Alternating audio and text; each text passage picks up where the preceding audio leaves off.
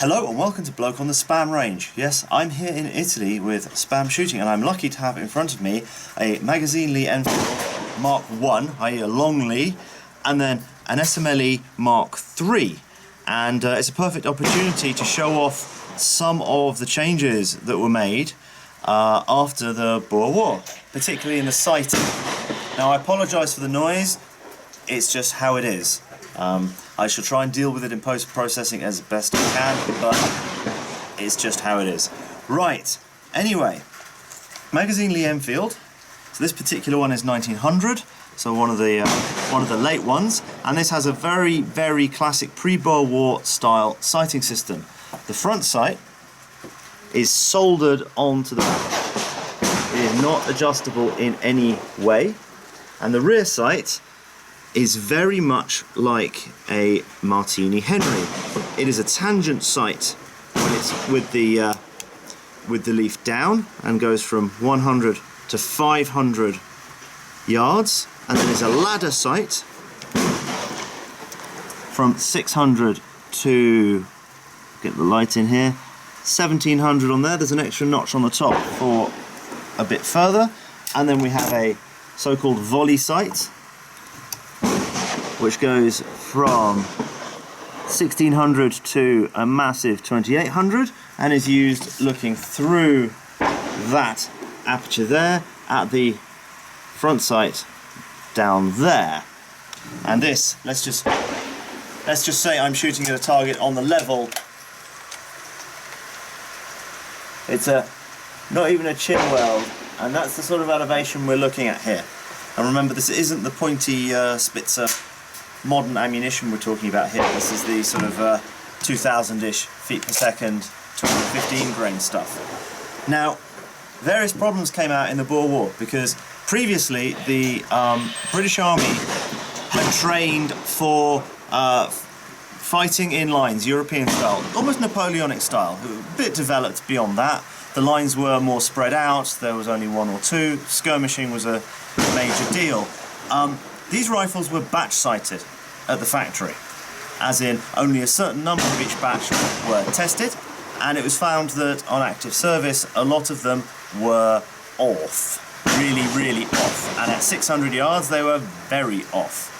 And in fact at one point they issued, as an emergency stopgap, a slider with the V-notch off to the side a bit, and it should be pointed out that this is V-notch, although this one has a square.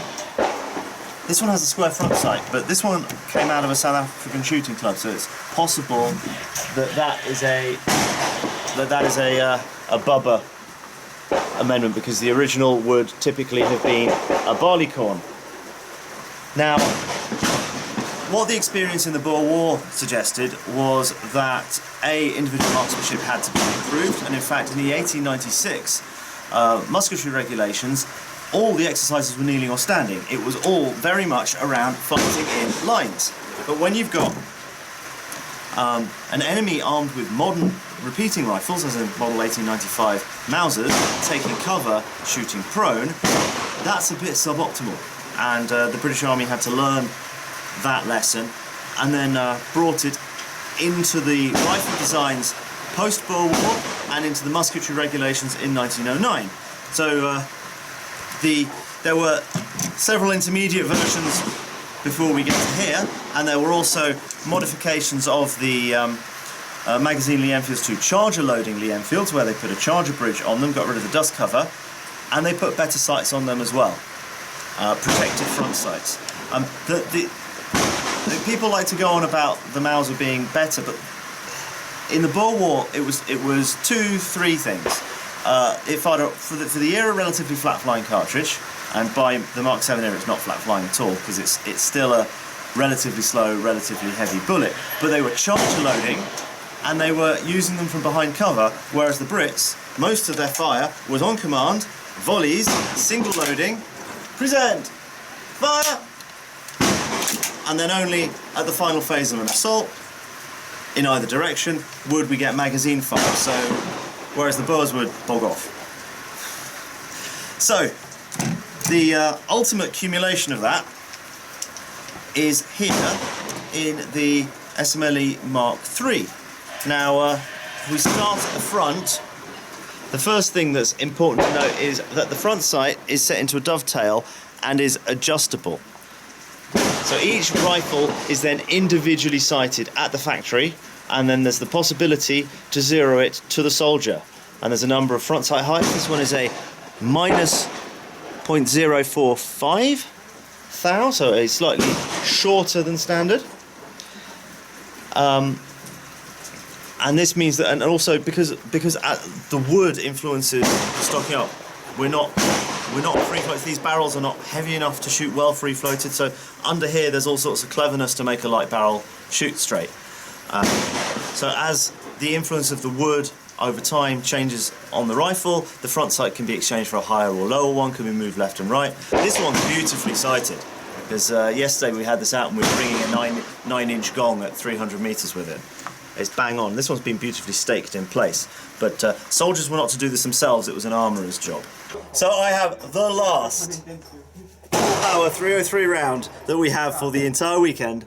And it's only Saturday! And it's only Saturday! And it's a 9-inch gong, which is the same width as the front sight. And I've not even got the advantage of an aperture, so I'm obscuring it. I mean, having watched Kevin shoot zoomed in with the camera, I am immensely impressed that he hit it a couple of times, because it is a vanishingly small target.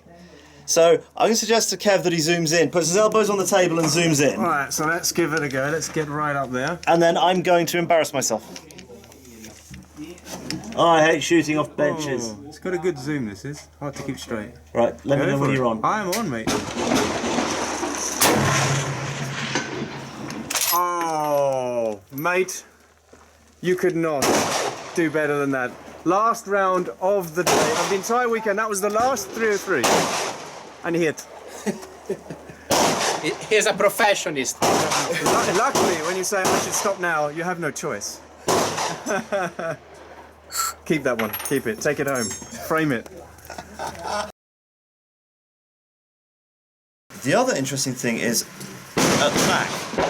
This is possibly the ultimate development of the tangent sight, and I'm using the term tangent. A lot of people use tangent to mean practically any form of open sight. Now, let's be a bit more rigorous in terminology here. Here we have the bed of the back sight, which has a curve such that the leaf here makes a tangent with it. You've got the slider here that moves up and down the leaf, and it sits on that bed, and it sits on the bed at a tangent thereto.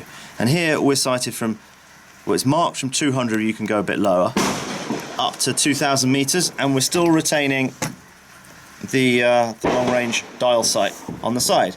Now, both front and rear sight are well protected here, and this is a very, very good sight design, because not only can you press the button and move it to any 50 meter, 100 or 50 yard, 100 yard increment, you can actually move it to any increment, and you've got this little worm gear here, which is knurled, and what you can do is you can you often have to put a little bit of pressure on there just to loosen it off.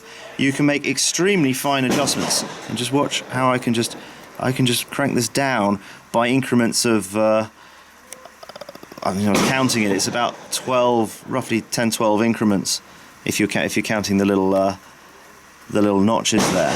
But it basically means you can very, very easily set it. You can make very fine corrections. Now, with a ladder, this type of, when it's in tangent mode here, you can, but there's no easy way to gauge it. And with a ladder, you're then making very, very, very, very coarse adjustments by feel. It's very difficult to make a fine adjustment doing that.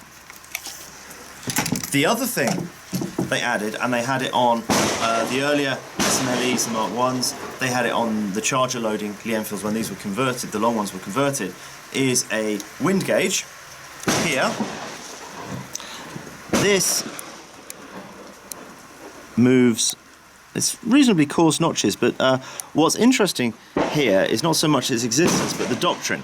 This was not to zero the rifle. The rifle was meant to be zeroed with the wind gauge absolutely central, such that you know, okay, I've got 3 clicks left of wind at 600, 3 clicks right, and then you can dial it back to 0. And during zeroing practice, they were very insistent on the wind gauge, if there was one, was fitted centrally. And I'll just put it back where Kevin had it, which was 1 click right, I believe. Now, doctrinally, pre-World War I, the question was asked, do we need the wind gauge? Because it is an expensive part, relatively. And the answer was, militarily we don't need it. It's not an essential, but it's a nice to have, and a well-trained, well-drilled soldier can make good use of it at extended range. However, when we went on to the P13 trials rifles and then the P14 rifles that went into reserve, we went over to an aperture sight, and there was no wind gauge because it was really considered a nice to have. It's something else to get out of order. It's something else that can go wrong, that can break, something else that's expensive to make. So from that point on, these were still made until about 1960, and then everything went over to fixed windage, and no one ever thought about it again. Never came back in the British service until we got up to the SLR. Then that was then used to zero the rifle, and wasn't quick adjustable by the soldier. You couldn't quickly go, oh, I need 2 clicks left wind. Needed a tool. So there you go. Hope that was at least vaguely interesting, even if it was kind of geeky. Hope you enjoyed the video. Please like and subscribe. Please consider supporting us on Patreon if you haven't done so already. And it's thanks to the extreme generosity of my patrons that I can be here in Italy to bring you old British rifles.